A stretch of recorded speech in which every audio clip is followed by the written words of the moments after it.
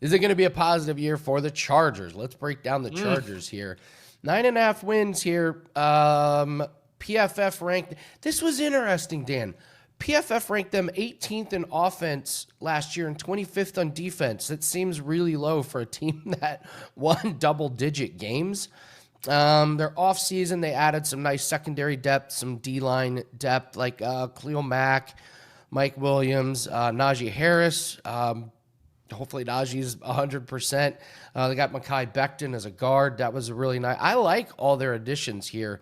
I'll go through what PFF has them ranked going into this year.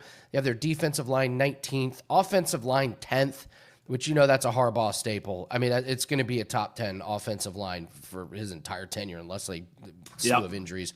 Running backs 15th, 27th wide receivers. No surprise there. They're not interested in getting into massive shootouts. 9th in the secondary and 18th linebackers. It feels like Harbaugh's already putting his stamp on this one. Let's do the schedule real quick. Chiefs at Raiders, Broncos at Giants, Commanders at Dolphins, Colts, Vikings at Titans, Steelers at Jags. I like that they get their bye kind of later in the year. Then they open up after the bye week with Raiders, Eagles at Chiefs, at Cowboys, Houston, and then finish at Broncos.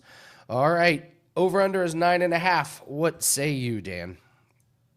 Fatone 24 or Fat One 24, either one. AFC is such a tough division, AFC West. But for me, I always like saying, iron sharpening iron. So I sometimes like it when you have a team who is battle tested in division, simply because when you go out and get to play out of division, some of your toughest tests come there in division.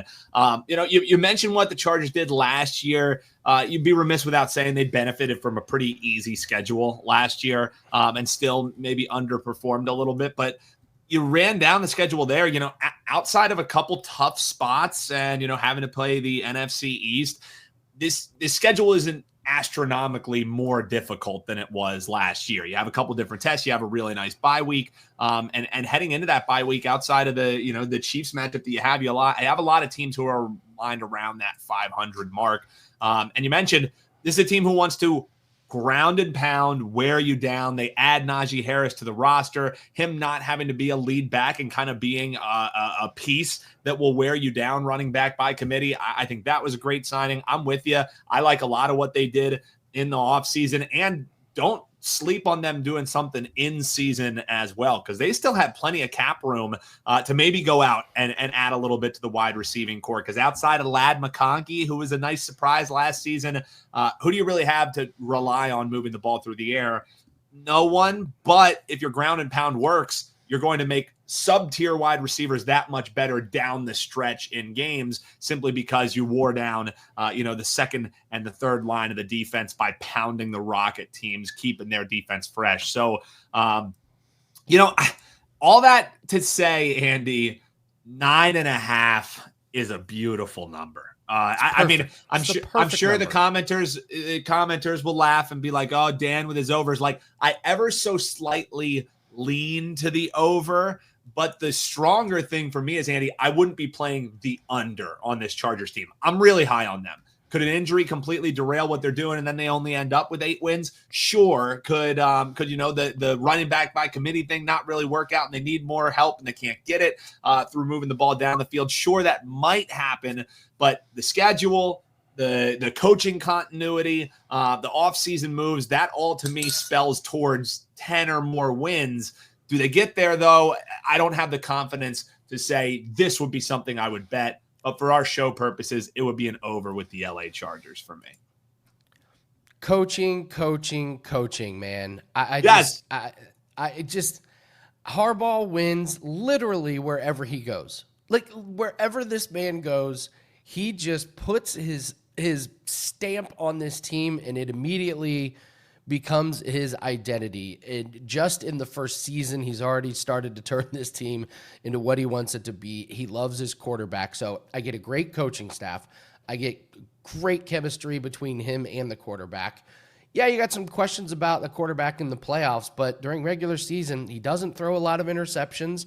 I love this. I love the signing of Najee Harris. If he is 100%, I think that's a really sneaky one. Their first game of the season is Chiefs. I love that they get the Chiefs at home in the first game of the season. Chiefs notoriously start off slow. You get them at home. You got the whole training camp to prepare for them. And then I'm looking at games against the Raiders. I'm out on the Raiders. This division's tough, but I'm completely out on the Raiders. And then I look at games against the Giants and the Dolphins and the Colts. And what if the Vikings suck with McCarthy? What with Titans? Yeah. Steelers, Jags? Yeah, this is an over for me.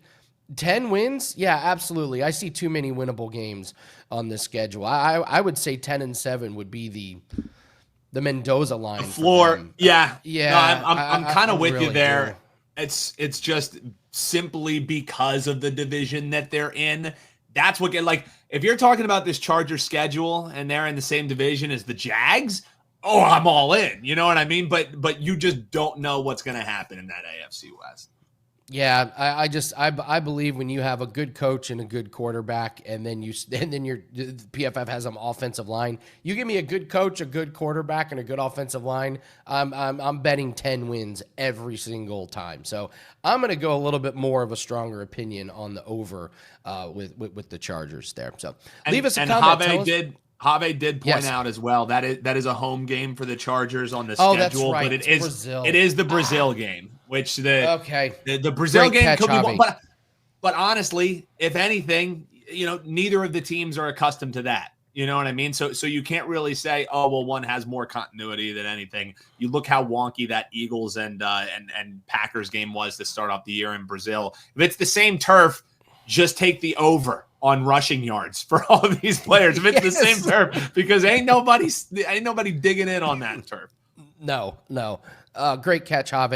Yeah, I don't think it changes my handicap of what could happen in that game. I just love them getting it week 1. So, all right, guys, leave us a comment. Tell us if you like the Chargers over or under 9.5.